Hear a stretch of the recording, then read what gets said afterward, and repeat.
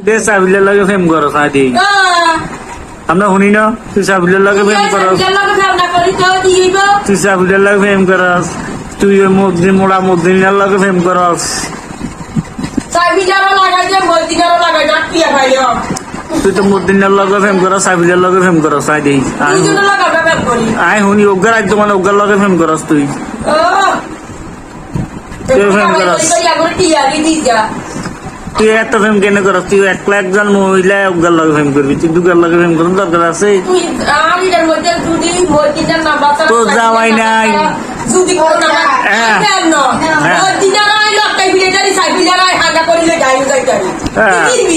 আজ